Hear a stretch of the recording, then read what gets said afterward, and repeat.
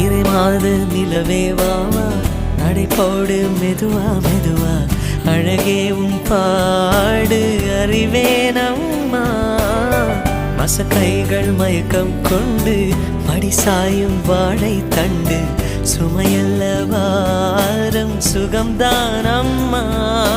தாயான பின்புதான் நீ பெண்மணி தோள் மீது தூங்கடி கண்மணி கண்மணி